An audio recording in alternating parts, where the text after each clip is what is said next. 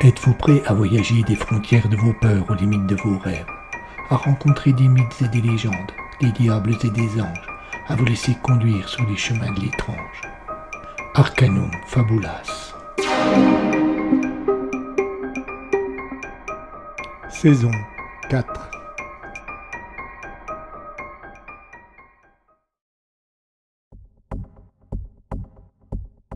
On raconte, dans une ancienne légende, qu'au moment où la mort croise notre destinée, elle est précédée par des chanteuses dont le rôle est de nous envoûter pour que nous acceptions sans peur et sans réticence de nous laisser tirer hors de la vie.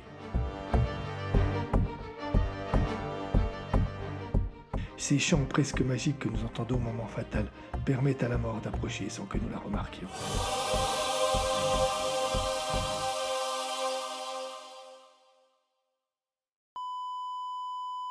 Le chant des dames de la mort.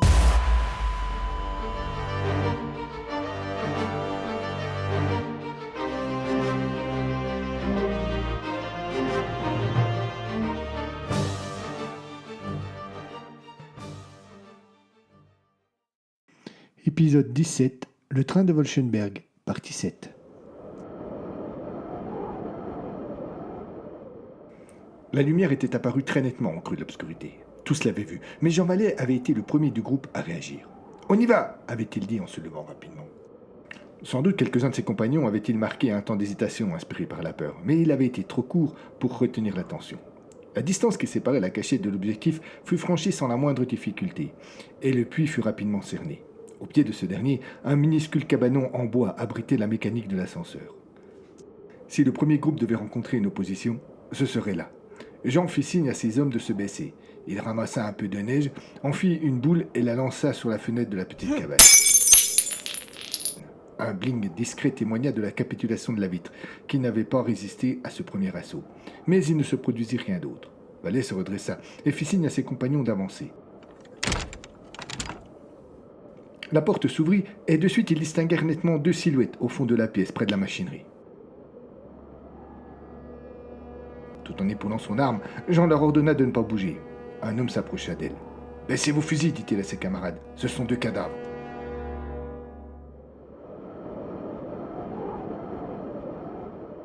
De leur position et malgré l'obscurité, Dumond et ses hommes purent suivre les opérations sans trop de peine. S'ils ne distinguaient rien nettement, ils devinaient les mouvements de chaque groupe. Le premier à donner le signal de réussite furent ceux qui devaient s'emparer du puits. Une lumière clignota à 3 reprises à l'intérieur du cabanon. Puis un autre signal identique dans le dortoir et ensuite dans le bâtiment commun. Toute l'attention de Dumond se porta sur les locaux administratifs. Et là, le signal fut différent. « On y va !» cria Dumond. « On y va !» Le groupe se précipita sur la pente, évitant de justesse les chutes.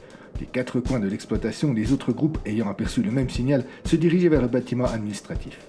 Le hasard voulut, à quelques secondes près, qu'ils arrivèrent tous en même temps devant la porte. Romain sortit alors de la baraque.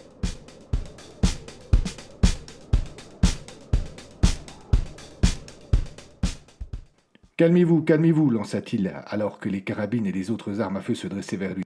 Tout va bien, mais il faut que vous voyiez cela. » Tous les villageois se regardèrent avec circonspection. « Venez, je vous dis, insista Romain. « Pourquoi as-tu donné signal d'alerte » demanda Louis, qui s'est effrayé un passage devant les autres. « Parce que...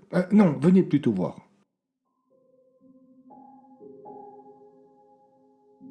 L'intérieur du bâtiment était éclairé par 4 lampes à gaz qui révélaient un étrange spectacle. Toute l'équipe de Sony était là, endormie, ou même plutôt inconsciente.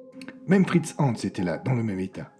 Tous les villageois qui le pouvaient étaient entrés. Les autres s'entassaient devant la porte, essayant d'entendre ce qui se disait. « Qu'est-ce qu'ils ont » demanda lui. « Je ne sais pas » répondit Romain. « Nous les avons trouvés comme cela. »« Vous avez essayé de les réveiller » demanda Dumond. « Non, nous devons prendre une décision commune. Nous avons là une occasion de nous en débarrasser sans qu'aucun de nous ne soit blessé. » Mais René considéra la proposition de Romain avec intérêt. Il se retourna vers le reste du groupe. « Entrez au maximum, mes amis. Nous avons une décision à prendre. » Les hommes du village se tassèrent au maximum dans le petit baraquement, mais ils ne purent pas tous entrer et lui expliqua la situation et l'idée de Romain. « Mais qu'est-ce qu'ils ont » demanda une voix sortant de la foule. « J'en sais rien » répondit Romain sans laisser à René le temps d'intervenir. « Mais on s'en fout, ils sont inconscients, c'est tout ce qui compte. Profitons-en pour régler leur compte à ces salauds. »« On ne s'en fout pas » coupa Dumond. « C'est peut-être même une maladie, c'est peut-être une... » Il hésita. Une quoi interrogea une autre voix dans la foule. Une malédiction. Après tout, peut-être que Vlad avait raison et que... Oh, tu ne vas pas t'y mettre aussi, hurla Véronet. Ils sont ivres et puis c'est tout. Je suis certain que si j'en retourne un, il va se mettre à ronfler et dégager une violente odeur de vinasse. Joignant le geste à la parole, Louis se pencha sur Saunier qui, par un pur hasard, était le plus proche de lui. Il l'attrapa par l'épaule et d'un geste vigoureux le retourna à son ménagement. Il eut un tout petit déclic, puis une violente explosion. Sous le souffle, les vitres du bâtiment volèrent en éclats. La baraque administrative se transforma en un gigantesque brasier et seulement quelques survivants échappèrent en hurlant à ce terrible enfer qui venait de s'abattre sur eux. 4e jour. Au petit matin, le village comptait ses morts. Sur la quarantaine d'hommes partis la veille au sort, autant dire toute la gente masculine de Wolfenberg, seulement 7 étaient revenus vivants, et parmi eux, 2 étaient grièvement blessés. Tous ceux qui étaient entrés dans le bâtiment administratif y avaient laissé la vie. Louis Véronet, Carlos, Dumonde et Romain étaient au nombre des victimes.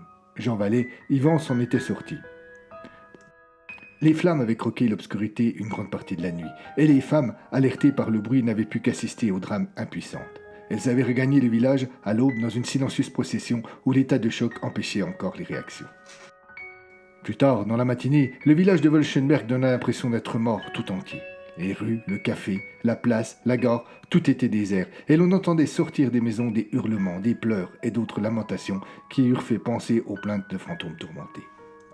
Le Français, qui avait passé la nuit dans le petit réduit en compagnie d'Agathe, apprit la terrible nouvelle de la bouche de la femme de Carlos. Il se rendit sur place en milieu de matinée, et de bien lourds souvenirs revinrent à sa mémoire. La scène présentait de grandes similitudes avec ce qu'il avait fui naguère, avec ces terribles tranchées qui n'étaient que des tombes à ciel ouvert. Pétrifié, il s'assit sur un rocher et demeura un long moment à contempler l'horreur. 2 opposés se percutaient dans sa tête, lui donnant l'impression que cette dernière allait exploser. Le souvenir douloureux de la guerre et de la mort d'un côté, l'avenir radieux qu'il entendait maintenant qu'il s'était avoué les sentiments vis-à-vis d'Agathe de l'autre. Entre les deux, cette scène terrible et inexplicable.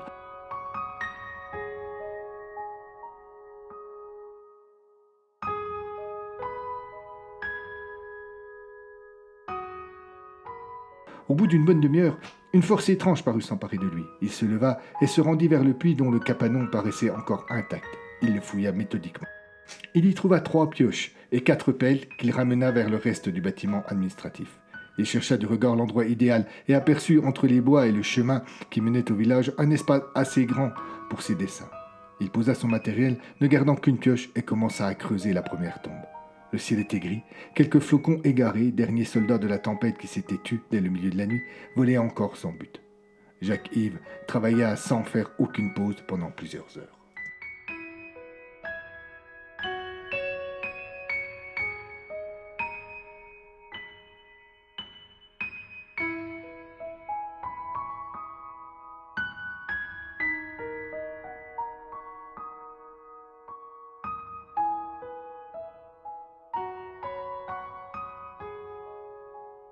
En milieu d'après-midi, la sœur de Romain, qui était venue chercher là quelques traces de son frère, aperçut le Français et alerta les autres. Une scène surréaliste s'ensuivit.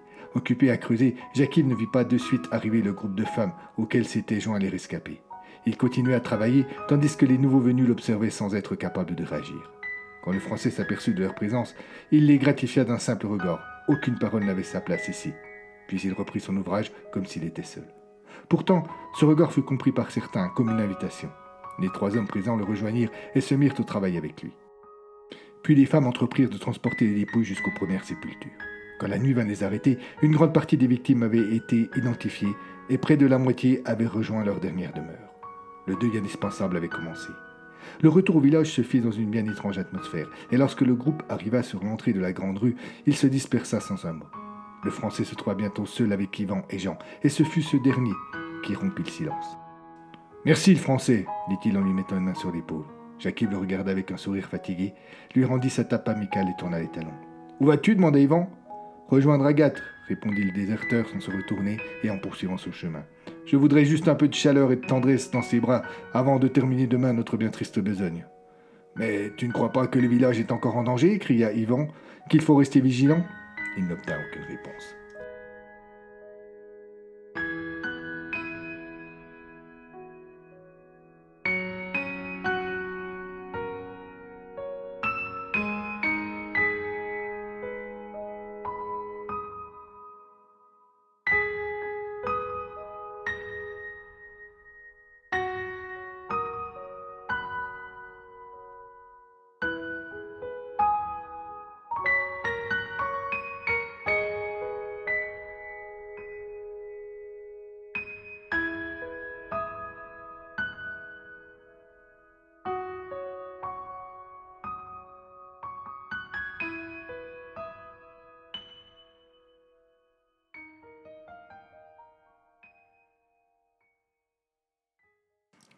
Et c'était la seconde nuit qu'il retrouvait la douceur et les plaisirs que procurent la passion et la promiscuité. La seconde nuit que se réveillait en lui ce sentiment de confiance et de plénitude que l'on éprouve lorsque l'on s'abandonne mutuellement l'un à l'autre. Il y avait si longtemps que le Français n'avait plus ressenti cela qu'il en avait oublié le goût et combien toute cette chaleur était nécessaire pour arriver sans encombre au bout du chemin qui mène au bonheur. Pour Agathe, qui n'avait vécu que dans la peur et la méfiance, cette découverte était un choc encore plus fort et plus indescriptible. C'était une enfant qui entrait dans un univers dont elle ne soupçonnait même pas l'existence. Et tout, dans ses gestes, dans ses regards et même dans ses soupirs, dessinait les contours de ce nouveau monde aux richesses innombrables. Malheureusement, bien avant le lever du soleil, les angoisses revinrent. Jacques-Yves s'éveilla dans un sursaut noyé de sueur, assailli par les images qu'il avait vues la veille et par la peur de celles qu'il allait retrouver le lendemain.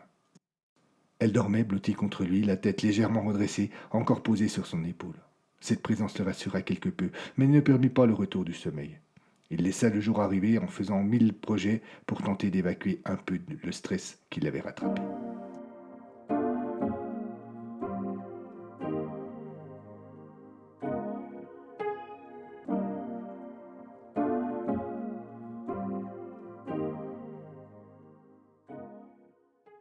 5e jour. C'est de fort bonheur que le Français retourna à sa sinistre besogne, et pourtant il ne fut pas le premier sur les lieux. Un petit groupe de 5 ou 6 femmes ainsi que Jean Vallet se trouvait déjà sur place. Pour vous aussi, la nuit était courte demanda le gaillard à la voix de Castrat lorsqu'il vit l'ancien soldat. Oui, effectivement. Ils échangèrent un sourire, puis Jacques-Yves empoigna une pelle et vint aider son compagnon. Ils travaillèrent une bonne heure en silence, chacun plongé dans ses pensées ou des souvenirs qui rendaient plus insupportable leur terrible travail. Le Français cherchait à se remémorer tous les visages des personnes qu'il avait connues depuis son arrivée à Wolfenberg, tentant de retrouver pour chacun d'eux un moment agréable ou une anecdote amusante. Et c'est alors qu'une question lui vint. A-t-on déjà retrouvé le corps de Vladimir ? Le corps de Vladimir, répéta Jean, pour être certain de bien comprendre. Mais c'est vrai, cela. Où est-il, Vlad ? Comment cela, où est-il ? Vous voulez dire que... Ah, il n'était pas avec nous. Il a refusé de participer. La dernière fois que je l'ai vu, il était assis au café. C'était quand ? Ouais, juste avant que nous partions pour la mine. Le Français posa sa pelle. Il s'extirpa sans peine du trou qu'il était en train de creuser. Je fais un saut jusque chez lui. Il a peut-être des problèmes.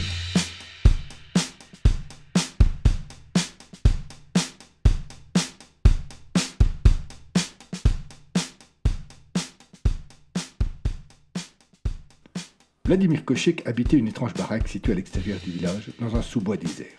Étrange pour 3 raisons. Tout d'abord, comme elle avait été construite par son propriétaire, qui était bûcheron et non architecte, elle mélangeait dans une disposition hasardeuse troncs de sapin bruts à peine dégrossis et vieilles planches abîmées. La plupart des matériaux utilisés étaient de la récupération et semblaient vouloir se revendiquer comme tels.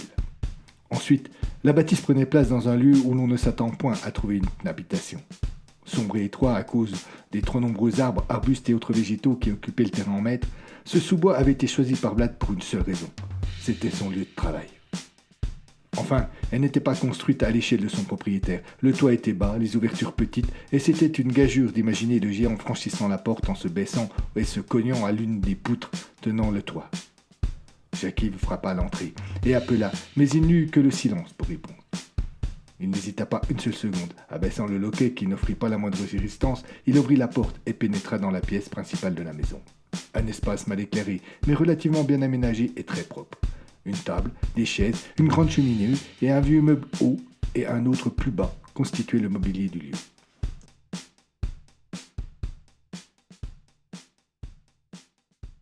Vlad, tu es là ? Vlad, c'est moi, le Français ! Au fond de la pièce, une ouverture fermée par un rideau jaune donnait accès à la seule pièce de la baraque, la chambre du maître. Cette dernière était également vide et le lit était froid. Jacques-Yves ressortit et fouilla les alentours mais resta encore bredouille. Comment un tel géant pouvait-il se volatiliser ? Décidé à ne pas abandonner avant d'avoir trouvé son ami, le Français s'apprêtait à regagner le village pour organiser les recherches lorsque le son d'une voix lui parvint, échappant des bois environnants. Surgissant alors entre 2 arbres, il vit arriver Alain, tenant par une courte longe son âne Médéric, avec lequel il entretenait une conversation où lui seul conversait. Sur le dos de l'animal, une masse dont le poids semblait peiner grandement l'animal. Surpris par cette apparition inattendue, Jacques ne réalisa pas tout de suite que c'était le corps inanimé de Vlad qui se trouvait ainsi transporté.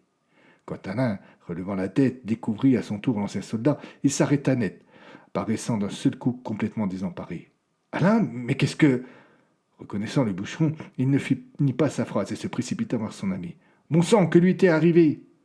Le frère d'Agathe ne répondait pas. Il restait là, presque immobile, ne bougeant que la tête pour suivre les gestes du Français.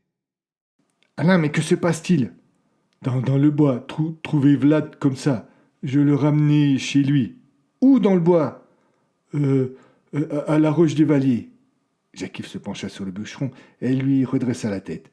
Il perçut un léger souffle prouvant qu'il était encore vivant, mais sa peau était bleue et ses doigts marqués par la brûlure du froid, auquel il ne faisait aucun doute, il avait exposé longtemps. « Je vais m'occuper de lui. Toi, tu retournes au village chercher Agathe, qu'elle vienne ici avec tout ce dont elle a besoin pour confectionner un des remèdes dont elle a le secret. »« Agathe ? Oui, allez, dépêche-toi !» Jacques-Yves eut de la peine pour transporter le bûcheron jusqu'à sa couche. Il essaya de le réveiller, mais en vain. Il le couvrit alors avec soin et sortit chercher du bois pour faire du feu. Il prit ensuite une chaise et s'installa à côté du lit de son ami. Le Français s'aperçut qu'il s'était assoupi quelques instants lorsqu'il fut réveillé par les cris de Médéric qu'il avait attaché devant la cabane. La porte de cette dernière grinça, et moins d'une seconde après, Agathe et Alain entraient dans la chambre. « Te voilà !» dit le déserteur en se précipitant vers sa maîtresse et en la prenant dans ses bras. « Vlad est mal en point, il faut que tu le soignes. » Elle ne répondit rien et se blottit contre lui. Il vit alors qu'elle pleurait. « Mon amour, avant toute chose, il faut que je te parle. » Elle se dégagea de son étreinte, mais ne lui lâcha pas les mains. « Alain va rester avec Vlad. Viens avec moi, allons marcher un peu dehors. »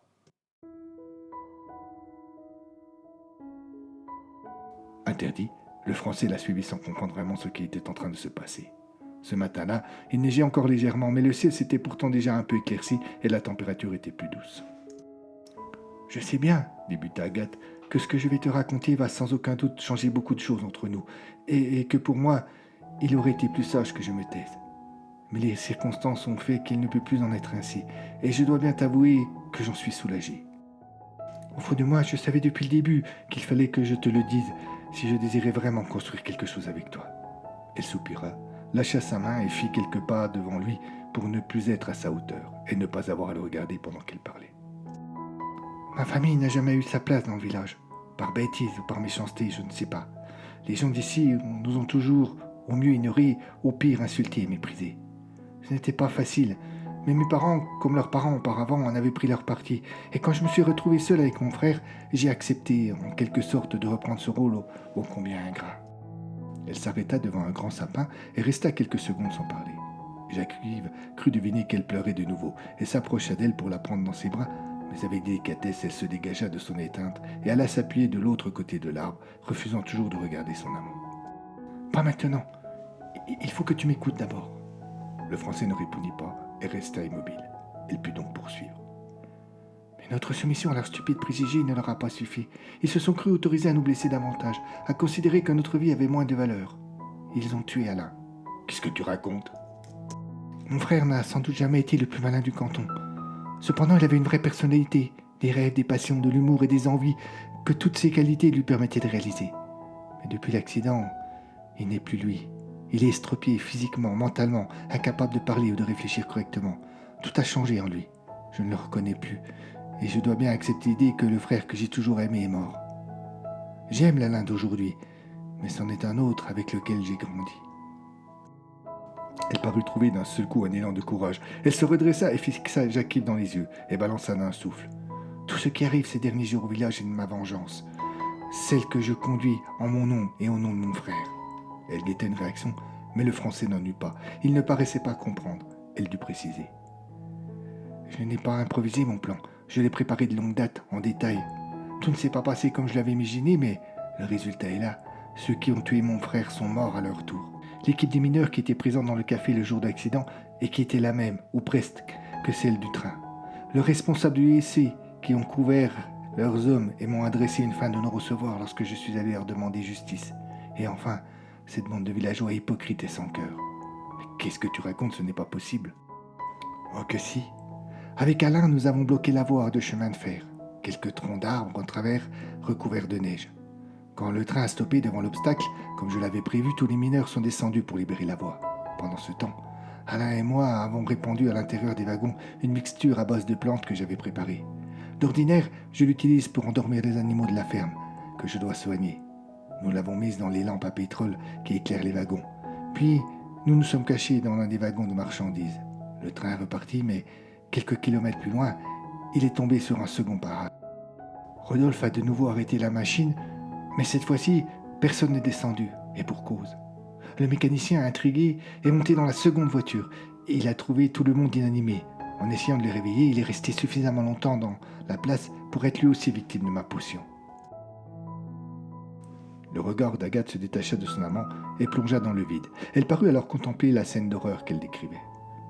Nous avons transporté Rodolphe dans la machine pour donner le change, éteint les lampes à pétrole, et dans la demi-obscurité du jour qui était en train de mourir, j'ai opéré en m'inspirant de ce que tu m'avais raconté sur ce commando allemand qui semait la terreur à l'arrière des lignes. Cela m'a pris un certain temps, et je suis descendu du wagon couvert de sang. Mais si tu étais revenu à la ferme ainsi, je t'aurais vu. Non, car avec toi aussi j'ai pris mes précautions. Je t'avais drogué avec le même produit avant de quitter la maison.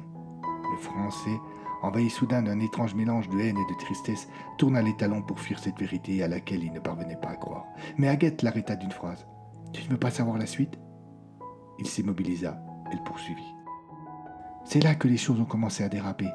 Nous devions encore nous occuper de Rodolphe. C'est vrai, le pauvre homme n'avait rien à se reprocher, mais il ne m'était pas possible de l'épargner sans mettre en danger mon plan. Le destin décida autrement. Sans doute le mécanicien n'était-il pas resté assez longtemps dans le wagon, mais chez lui les effets du somnifère se sont dissipés trop vite. Je venais à peine de rejoindre Alain qui m'attendait dehors, qu'il y eut un grand souffle, et la machine a crié et le train a redémarré lentement. Prise de court, je n'ai rien pu faire pour le stopper, et il m'a fallu improviser.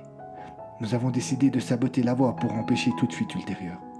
La chance ne m'abandonna pas toutefois, puisque, lors de son arrivée à Wolfenberg, Rodolphe perdit de nouveau connaissance, et je dois bien reconnaître que la peur qui naquit dans le village après cette étrange arrivée fut sans doute encore plus forte que celle qui aurait suscité mon plan initial, où le train aurait été retrouvé en pleine campagne. Pour la suite, je me suis efforcé de saisir la moindre occasion. Il y a quelque temps, alors qu'il était ivre, Vladimir m'avait raconté cette vieille légende sur les Dames de la Mort, et cela m'a paru une bonne base de travail. La disparition de Pierre Fabre et son étrange réapparition juste au moment où vous... La femme dans la forêt l'autre soir sur Fabre, c'était toi? Oui, j'ai joué gros. Si tu m'avais attrapé, ma vengeance aurait été en grande partie ruinée. Puis le coup de feu de Rodolphe aussi, c'était mon œuvre. Quand tu m'as laissé seul avec lui dans la chambre, je lui ai fait boire une autre potion qui devait le réveiller mais lui faire perdre tout repère par rapport à la réalité. Je lui ai aussi fait la petite marque des Dames de la Mort, levée, inversée et le S cerclé. Je n'avais pas prévu les tensions qui est nées entre les mineurs et les villageois, mais là aussi j'ai su en profiter. J'ai recommencé avec Saulnier et sa bande ce que j'avais fait pour le train, sauf que je ne les ai pas tués. Et j'ai utilisé leur dynamite pour piéger 3 corps, et ensuite... la suite, tu la connais. Et nous étions ensemble ce soir-là. Je sais, c'est pour cela que je t'ai attiré vers moi. Je voulais être certaine que tu n'irais pas avec les autres, que tu ne changerais pas d'avis au dernier moment. Mais quand as-tu drogué les mineurs? Quand je t'ai laissé pour aller voir Alain, nous nous sommes rendus tous les deux jusqu'à la mine, et puis... « Et Vlad, que vient-il faire là-dedans » demanda le Français qui continuait à tourner le dos à Agathe. « Un coup de pas de chance. Il a trouvé l'autre soir tout le matériel que j'ai utilisé pour mon opération et que j'avais caché dans la grange abandonnée de la Rochevalier. Je ne sais pas ce qu'il était allé faire là-bas aussi tard, mais pour ajouter encore à la poisse, il y a rencontré Alain qui était réveillé au milieu de la nuit et qui, ne me trouvant pas, puisque nous étions ensemble, était parti à ma recherche. J'ai retrouvé Vlad à la ferme avec mon frère. Il était très en colère et m'a demandé des explications qu'Alain n'avait pas été en mesure de lui donner. Je l'ai calmé, je lui ai proposé une brosse chaude et je l'ai drogué. Que voulais-tu faire de lui? Agathe ne répondit pas et ce silence terrorisa le Français qui, se retournant face à elle, demanda « Tu n'allais pas le... » Réalisant que son ami était seul avec Alain, il se précipita vers la cabane, défonça presque la porte et alla dans la chambre. Le frère d'Agathe était assis près du lit. Dans un geste incontrôlé qui n'avait pour but que d'éloigner Alain de Vlad, l'ancien soldat prit ce premier par l'épaule et l'envoya gicler dans un coin de la pièce. Il se pencha ensuite sur le bûcheron et constata avec soulagement qu'il était toujours vivant. Quand Agathe, revenue dans la maison à sa suite, aperçut son frère légèrement sonné dans un coin de la pièce, elle abandonna son attitude complice pour entrer dans une inquiétante colère froide. « Je comprends, » dit-elle à l'intention de Jackie. « Tu as décidé toi aussi de me trahir. »« Te trahir » demanda le Français soufflé par cette remarque. « Mais tu te rends vraiment compte de ce que tu as fait ?»« Je me suis libéré. Je n'ai plus aujourd'hui ce poids terrible qui me serrait le cœur quand je voyais mon frère ou que je repensais à ce qui avait été ma vie dans ce village. Pourquoi cela devrait-il être toujours les mêmes qui souffrent ? Tu ne t'es libérée de rien du tout, Agathe, bien au contraire. Tu t'es enfermée dans le pire des secrets, et je ne peux pas croire que ta conscience pourra le garder sans souffrir terriblement. La jeune femme ferma les yeux et soupira pour évacuer sa colère. Puis elle s'approcha de son amant, cherchant à le prendre dans ses bras. Tu te trompes, je te jure. Je suis libre désormais, libre de vivre et commencer avec toi une autre vie. Ne m'abandonne pas, je t'aime et... Sans la laisser terminer, le Français la repoussa. Non, Agathe, j'ai fui mon pays pour ne plus voir ce genre d'horreur. Et si toi, tu t'es libérée, tu m'as fait replonger dans un insoutenable cauchemar. Je te demande maintenant de réveiller Vladimir et de quitter cette maison avec ton frère. Et si je t'obéis, que feras-tu? Ce que je dois, Agathe, ce que je dois. Tu iras me dénoncer, c'est cela. Tu iras me trahir. Désolé pour toi. Elle tira de son manteau une arme à feu et la pointa en direction de son amant. Tu la reconnais? Demanda-t-elle. C'est la tienne, celle que tu avais quand tu étais soldat. Je l'ai trouvée dans tes affaires. Mais que vas-tu faire? Tu es bien naïf si tu ne t'en doutes pas, lança-t-elle avec froideur, avant de se retourner vers son frère. Alain, sors d'ici. Mais le jeune homme ne tempéra pas. Non, non, Agathe, tu vas pas pouvoir faire cela. Non. Tais-toi, obéis. C'est pour toi que je fais cela, et pour que tu puisses vivre comme un homme. Non, Agathe, non. Alain se précipita sur sa sœur et tenta de la désarmer, mais il y eut un coup de feu. Une tache de sang d'un rouge profond se répandit sur le sol. Agathe se releva et contempla son frère allongé par terre. Le Français se précipita sur lui, mais il était trop tard. La balle avait traversé le cœur. Comprenant ce qu'elle venait de faire, Agathe lâcha son arme. Non, non, pas ça. Lorsqu'elle lut sur le visage de Jacques-Yves qu'il n'y avait plus d'espoir, elle recula lentement en répétant à l'infini. Non, pas ça. Et puis, comme s'il était possible d'échapper à cette ultime horreur, elle se retourna brusquement et partit en courant. « Agathe, attends !» cria le Français en s'élançant à sa poursuite. Agathe n'entendait plus, Agathe ne voyait plus. Une terrible douleur avait anesthésié tous ses sens, elle la torturait en permanence. Elle courait maintenant dans la forêt sans but précis, sans aucune idée pour la suite. Des branches juste devant elle, la pierre à peine plus loin, elle chuta. Revenant un peu à ses esprits, elle sentit une présence.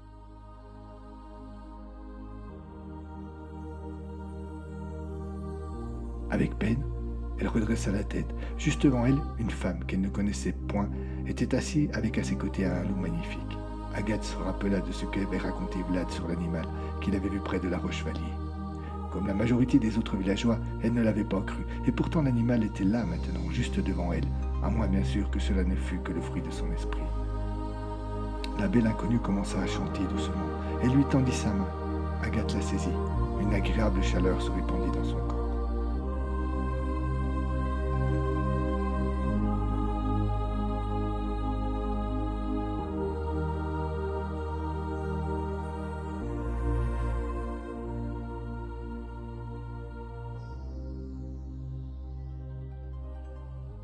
Lorsque le Français retrouva enfin Agathe, il n'eut pas de mal à comprendre ce qui était arrivé. Dans sa course, elle n'avait pas vu la branche au milieu de son chemin.